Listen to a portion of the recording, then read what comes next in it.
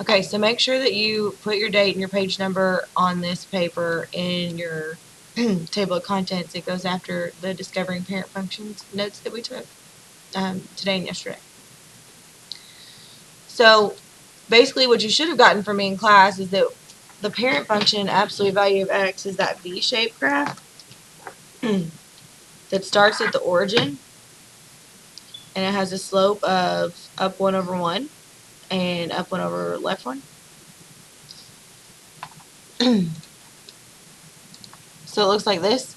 And it has arrows on the end, so let me go ahead and put those arrows on there. But this is what the parent function looks like without anything being done to it. So if I asked you just to graph f of x equals absolute value of x, this is what it would look like. Today we're trying to figure out, well, what would happen, so we're making a hypothesis, a guess, what would happen if I took away 5 from this function? So what do I think would happen? Do I think it would go up 5, down 5, right 5, left 5? Do I think it would reflect 5 times? What do I think this is going to do to the function? So I'm going to make a guess before I do anything else. So you have to make a hypothesis first. So after I make my hypothesis, after I make my hypothesis, I'm going to guess what I think it does, and I'm going to say I think it goes left 5. You put what you think. So now I'm going to plug in my x values, find y, plot my points, and see was I right. So if I put -2 in for x, then I've got absolute value of -2 minus 5, which is +2, because absolute value is distance from 0, and -2 is 2 away from 0, minus 5, which is -3. So that goes here. And then if I put -1 in here, then I would get a +1 minus 5, which is -4. If I put a 0 in here, then I would get 0 minus 5, which is -5. If I put a 1 in here, I would get 1 minus 5, which is -4. If I put a 2 in here, I would get +2 minus 5, which is -3. So then I would just go through and I would plot all those points. -2, -3,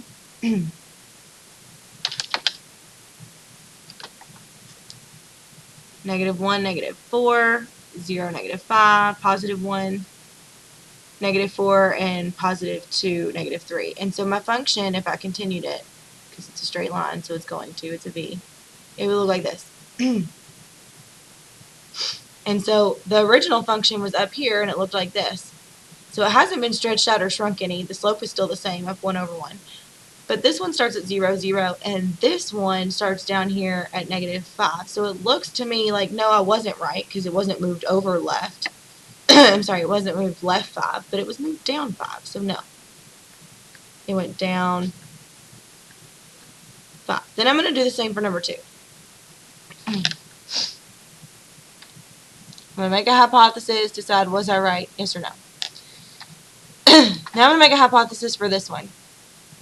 A -1 inside the function. So when I'm making a hypothesis for this one, what do I think is going to happen if I subtract 1 inside before I take the absolute value? So I think because that one went down, this one's probably going to go left. So I'm going to try left 1 again. You put what you think. So let's try it. I'm going to put -2 in for x. So I would get the absolute value of -2 minus 1, which is the absolute value of -3, which is +3. And then I'm going to do the absolute value of -1 minus 1, which is -2. And the absolute value of -2 is +2. Then I'm going to do the absolute value of 0 minus 1, which is -1. And the absolute value of -1 is +1. Then I'm going to put a -1 here. I'm sorry, +1. So the absolute value of 1 minus 1, because x is 1 this time. 1 minus 1 is 0. And the absolute value of 0 is 0.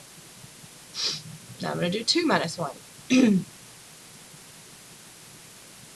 2 minus 1 is 1.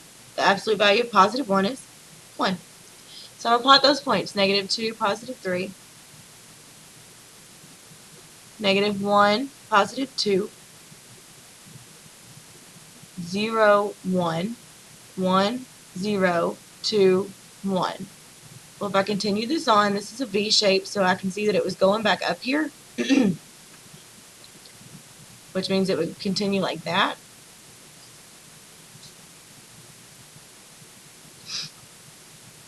and then continue like that. So it looks like it didn't go left one. Here's the origin where it was starting at 0, 0. That's where the parent function started. It starts at 0, 0, and it goes this way. Instead of going left one, it actually looks like it just moved over right one. So was that correct? No. It went right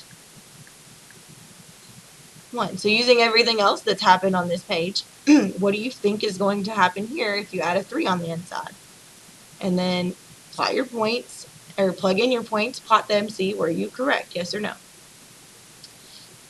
So once you've done all of that, and you've seen were you correct on your hypothesis, what actually happened if you weren't correct, that kind of thing, then we're going to finish off the front page by creating a rule. So what would I have to do to shift the absolute value function up and or down? So like what would shift it up, what would shift it down? Create a rule for shifting an absolute value function left or right. So what would I have to do to the function to shift it left? What would I have to do to shift it right? And then we'll continue the back page tomorrow in class.